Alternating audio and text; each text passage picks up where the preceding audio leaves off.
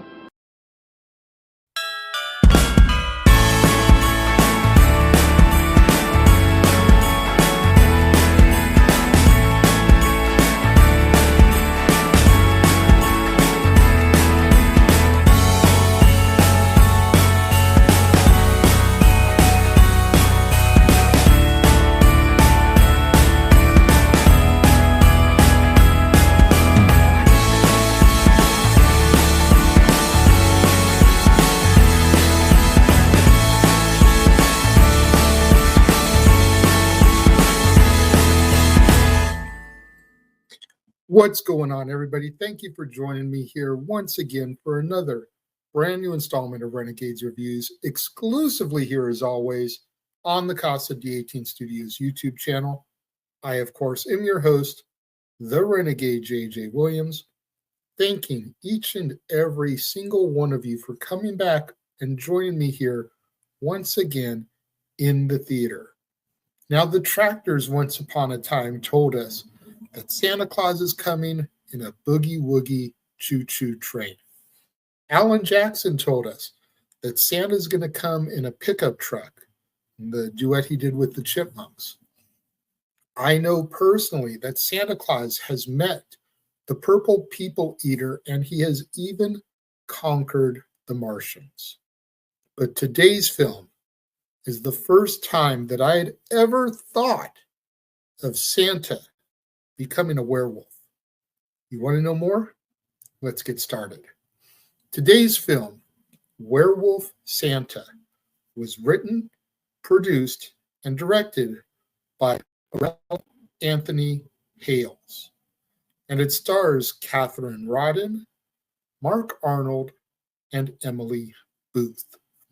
Now, our movie begins with a title card, letting the viewers know about the smugglers, pirates, and cave-dwelling werewolves that resided in Hastings, England, back in 1797. We then jump ahead to the summer of 2016, where we meet Lucy, played by Catherine Rodden, who has a show on YouTube called Monster Hunters, but it's not all that popular. Lucy is in the woods of Oregon, bemoaning the fact that there is no sign of a Bigfoot to liven up her YouTube series. Next up is the summer of 2017, and we are by the side of Loch Ness in Scotland, having the same amount of monster spotting luck. It's now early Christmas Eve in 2018 in Hastings, and we are in a car with Lucy and her non-exclusive boyfriend / cameraman Dustin, played by Charlie Preston, as they drive to Lucy's home for Christmas.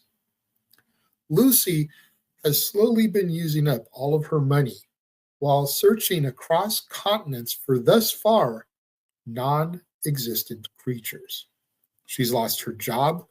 Her divorced parents, Carol and Charlie, played by Emily Booth and Mark Arnold respectively, despise each other.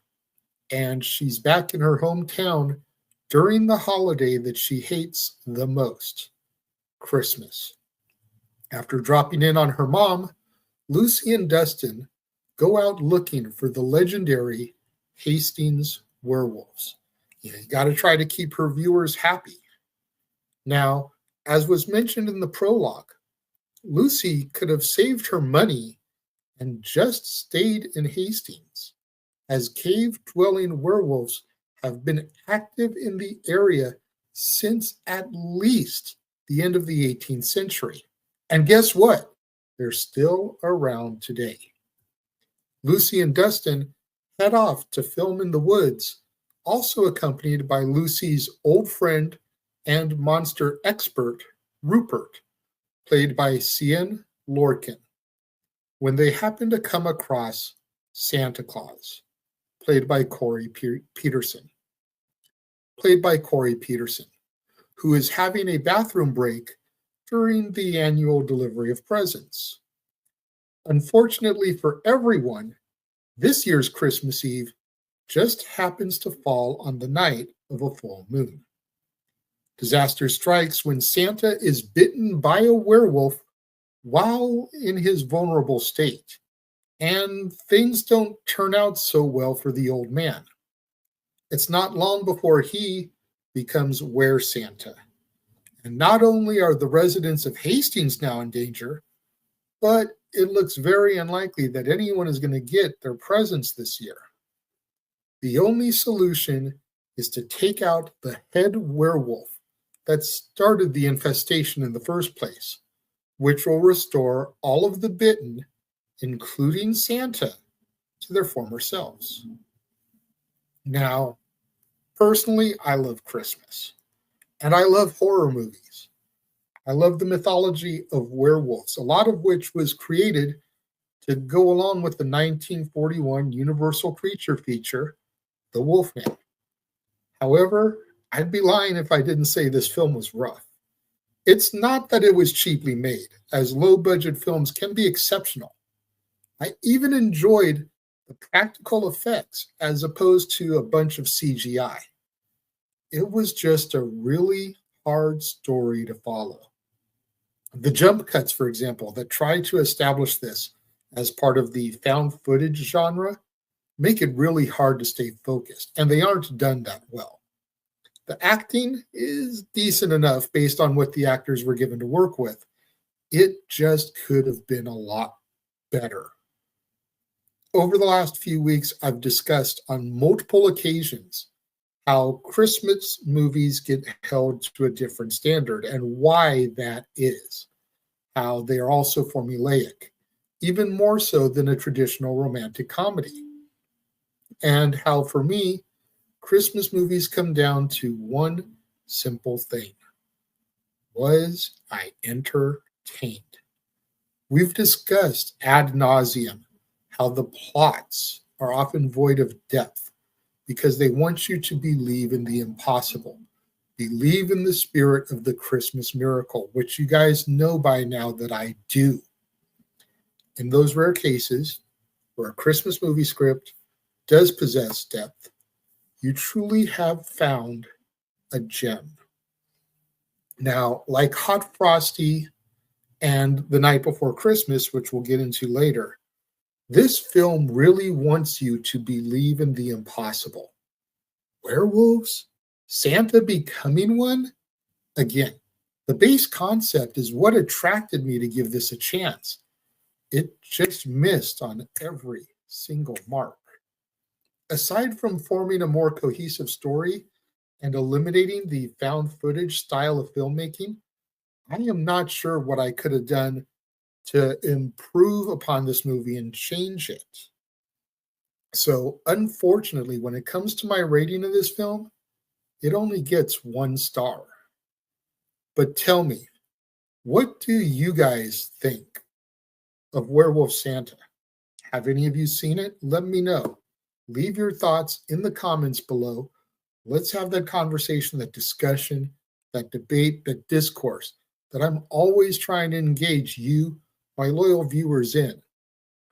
believe I saw this on Prime Video for free if you guys want to check it out and let me know what you think, because I'm curious.